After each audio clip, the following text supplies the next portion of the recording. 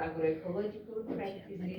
We help them with business planning and product development, and we work also on advocacy of farmers.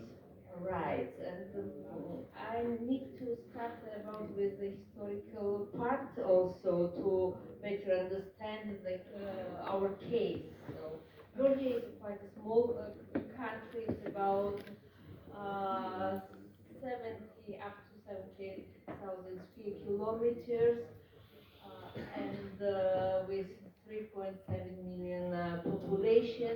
And important to mention that about 40% of that population lives in the rural area and are involved in agriculture. And almost 90% of them are small-scale producers. And this makes difficult sales of products produced in Georgia because our farmers try to somehow compete with international prices while the production costs in Georgia are quite high. Imported because we don't have direct subsidies in agriculture, while all surrounding countries have subsidies in agriculture. Imported products are often uh, much more cheaper than local produce. Therefore, many, especially young farmers, leave Georgia and they go to other countries to earn money for survival. Um, and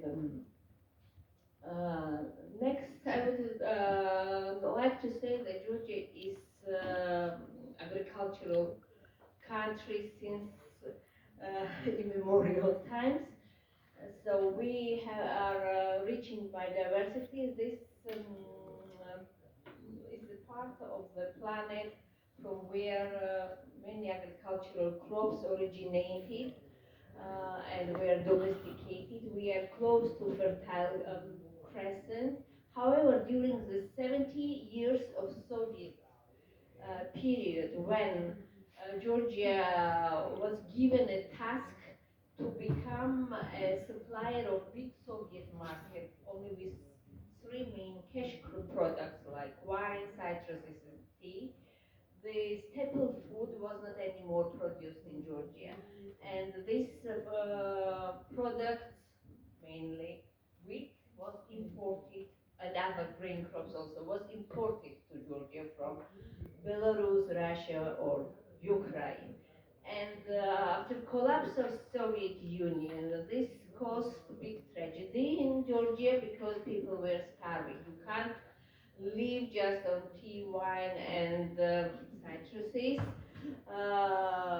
especially when with supply chains, also market chains have were lost and were broken, fully broken. And it was terrible. 90s of the last century was terrible in Georgia. People were starving,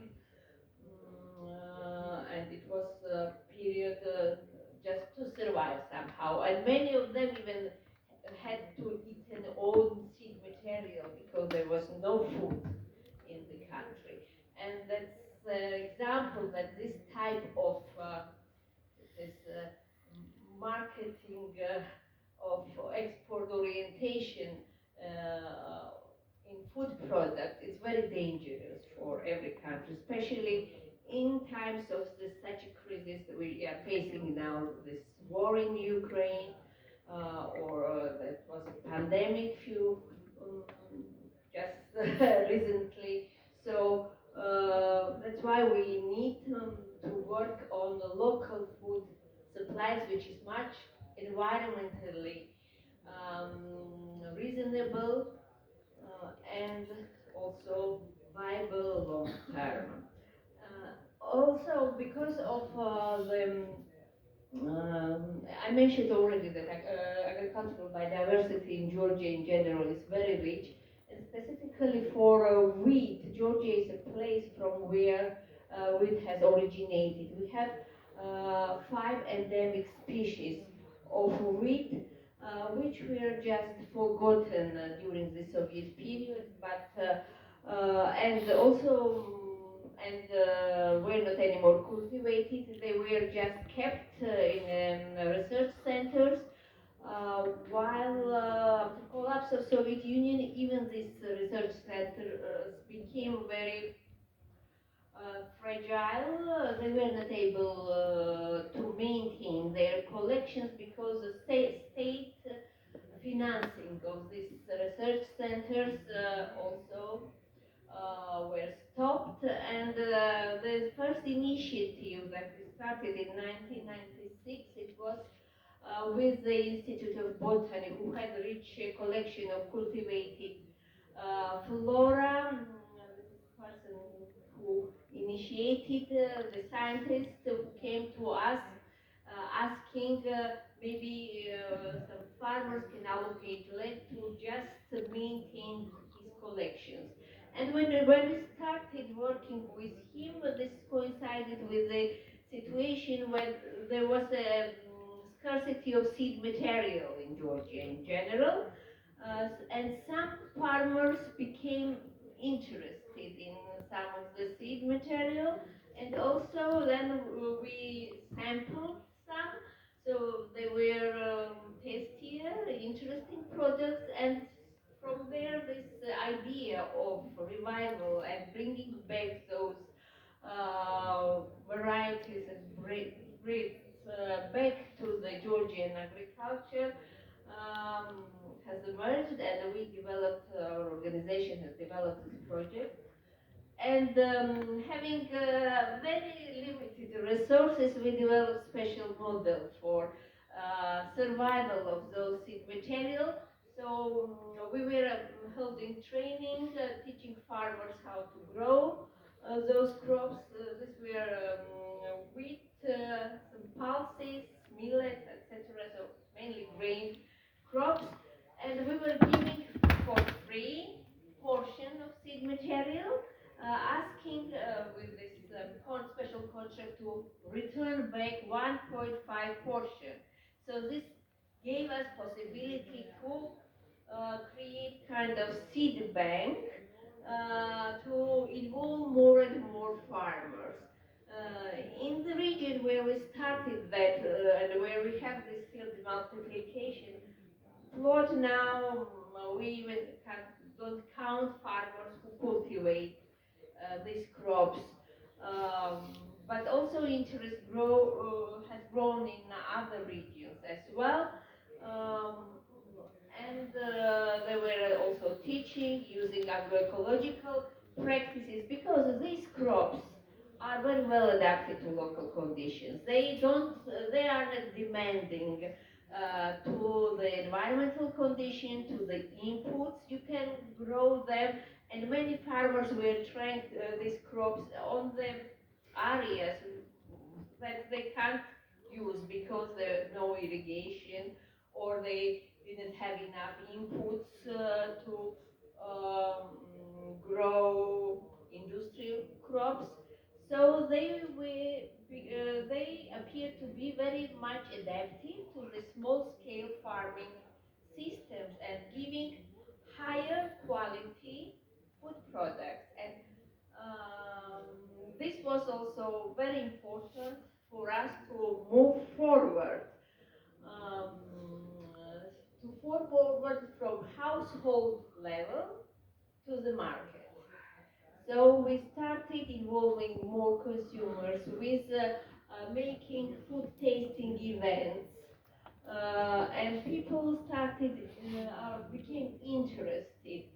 Special interests rose from the bakers and some of the shops that also sell online. And also there is a special interest from Horeca sector. And the bread that was forgotten just few years ago now becomes very popular. And now even in Tbilisi we have a newly opened artisanal pastry bakery, where they even ask us to give them special certificate. So we also work with our farmers on agroecological certification, like those who are our members and use this extensive methods and are very small to afford organic certification, um, pay to be certified organic.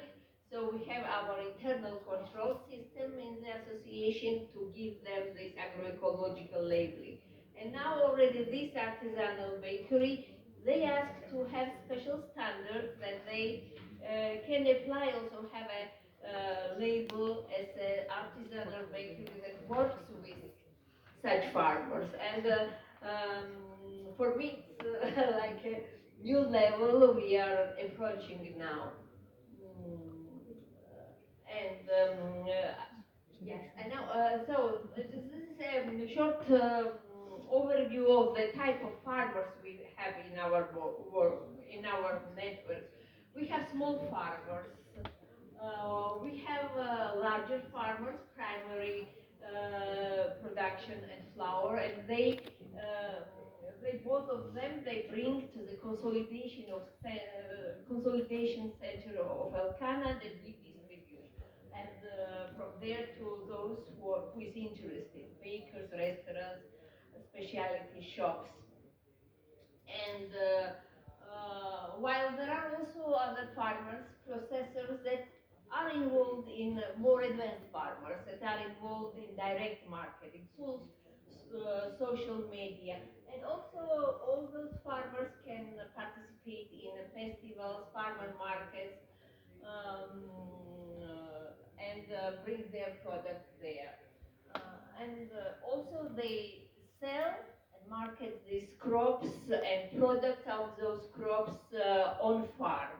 Many of them started, are involved in agritourism, recently involved in agritourism activities, having master classes of baking, etc. And these are examples of bread festival, which last year was financed by the Coach project. By the way, it was very vibrant. Just after this pandemic period, we still wear all face masks, as you see. And what are the lessons learned and impact on environmental? These are the crops that have no negative impact on the environment. On contrary, you can grow them in a very extensive method on rain-fed agriculture. They have a high adaptability to in changing environment and very resilient in present climate change situation.